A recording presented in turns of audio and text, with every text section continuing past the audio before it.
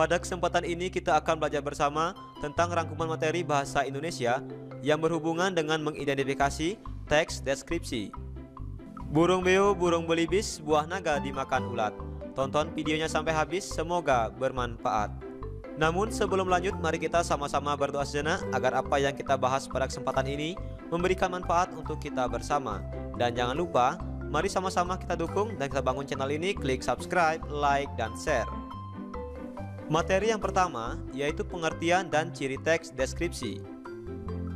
Tahukah kalian apa yang dimaksud dengan teks deskripsi? Teks deskripsi adalah bentuk tertulis atau lisan yang menggambarkan objek secara rinci atau detail yang memiliki tujuan agar pembaca atau pendengar dapat membayangkan dan merasakan apa yang kita alami.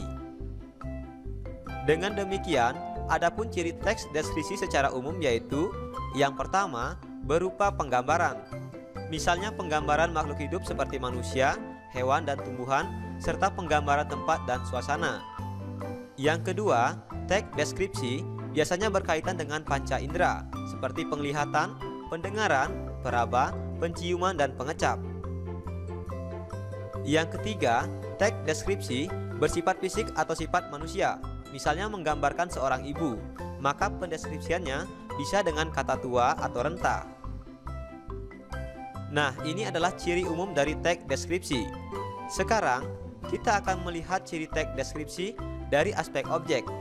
Objek yang dibicarakan pada teks deskripsi bersifat khusus atau objek tertentu yang kemungkinan berbeda dengan objek lain. Dan objek yang dideskripsikan bersifat pendapat personal. Ciri ini tergambar pada judul berisi objek pada konteks tertentu.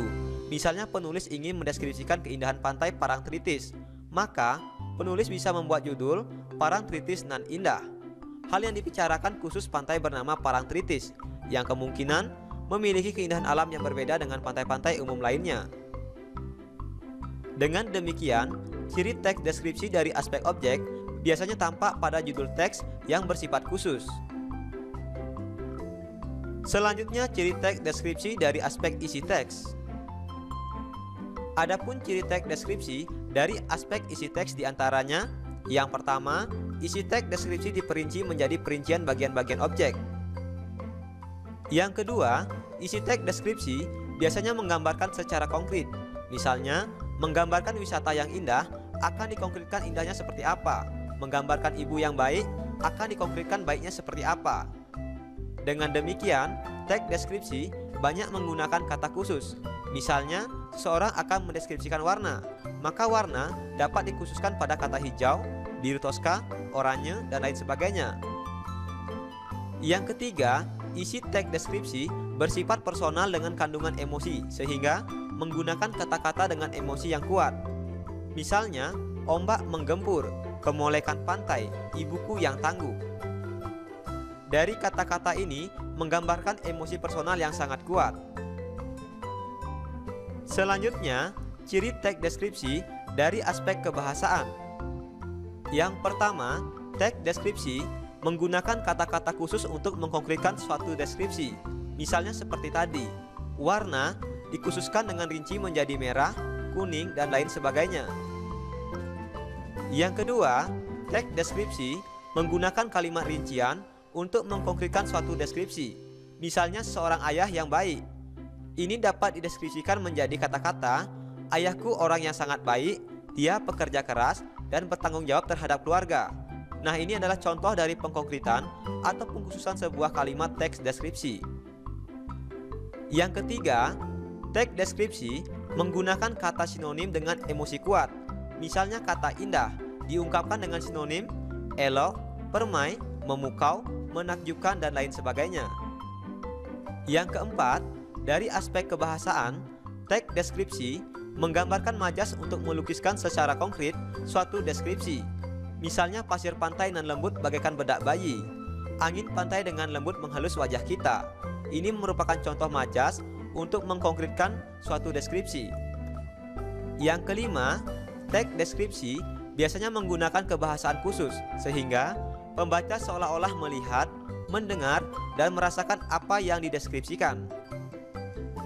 Dan yang keenam, ciri teks deskripsi dari aspek kebahasaan di mana teks deskripsi yang memunculkan kata ganti orang seperti kucingku, ibuku, dan lain sebagainya. Jenis-jenis teks deskripsi. Berikut adalah beberapa contoh jenis-jenis teks deskripsi. Jenis teks deskripsi berdasarkan bentuknya dibedakan menjadi dua kategori. Yang pertama, teks deskripsi berdiri sendiri sebagai teks, dan yang kedua, teks deskripsi yang menjadi bagian dari teks lain seperti cerpen, novel, lagu, iklan, dan lain sebagainya.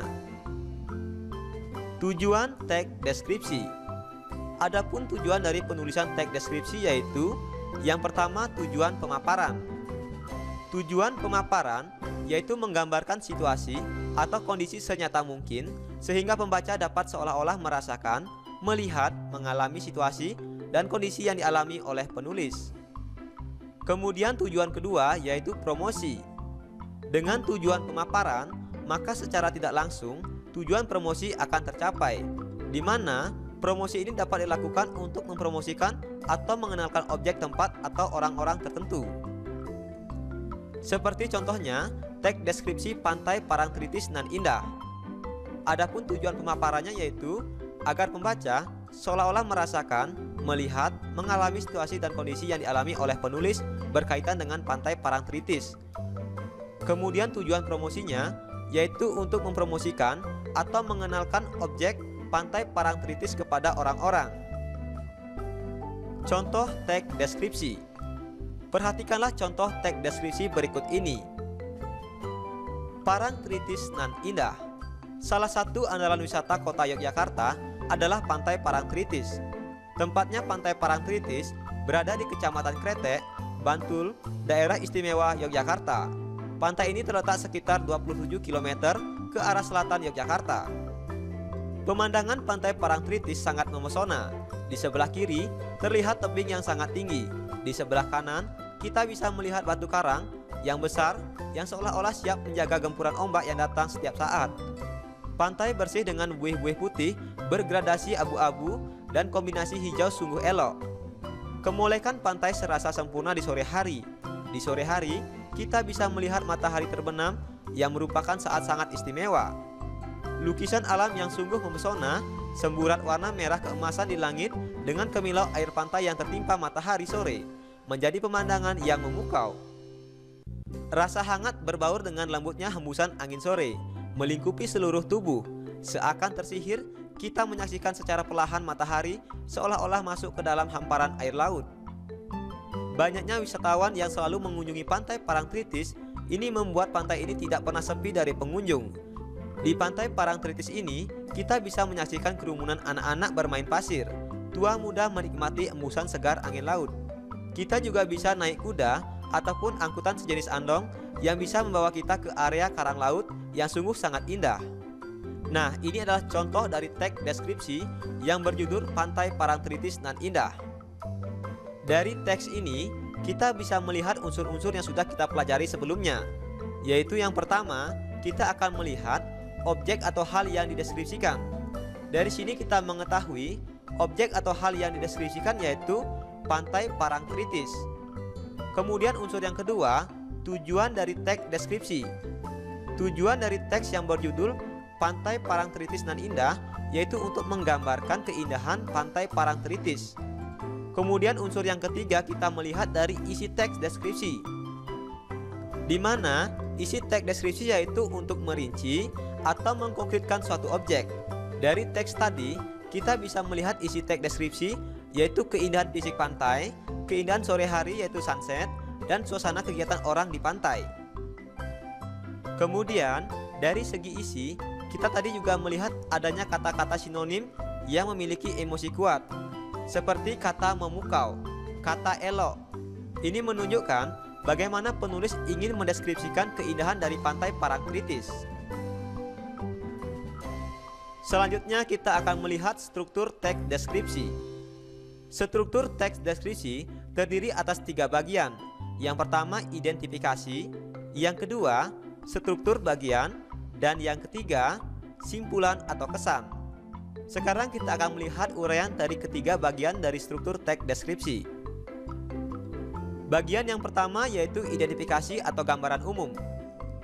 Pada bagian ini berisi nama objek yang dideskripsikan, lokasi, sejarah lahirnya, makna nama, pernyataan umum tentang objek. Kemudian bagian yang kedua yaitu deskripsi bagian. Pada bagian ini berisi perincian bagian objek tetapi diperinci berdasarkan tanggapan subjektif penulis. Perincian ini dapat berisi apa yang dilihat, bagian-bagiannya, komposisi warna, seperti apa objek yang dilihat menurut kesan penulis. Perincian juga dapat berisi perincian apa yang didengar penulis. Misalnya penulis mendengar suara apa saja saat itu. Seperti apa suara-suara itu dibandingkan oleh penulis. Perincian juga dapat berisi apa yang dirasakan penulis dengan mengamati objek. Selanjutnya bagian ketiga yaitu simpulan atau kesan. Berisi hal-hal yang menjadi gagasan utama dari suatu teks deskripsi yang merupakan makna tersirat atau tersurat dari yang ingin disampaikan oleh penulis. Langkah-langkah menyusun teks deskripsi. Jika kita ingin menulis suatu teks deskripsi, maka ada langkah-langkah yang harus kita perhatikan. Yang pertama, menentukan subjek yang akan dideskripsikan dan membuat judul. Yang kedua, membuat kerangka bagian-bagian yang akan dideskripsikan. Yang ketiga, mencari data dari subjek yang akan dideskripsikan.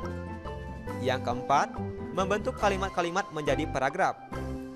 Yang kelima, merinci objek yang dideskripsikan dengan kata dan kalimat yang melibatkan panca indera, sehingga pembaca atau pendengar seolah-olah merasakan apa yang dideskripsikan.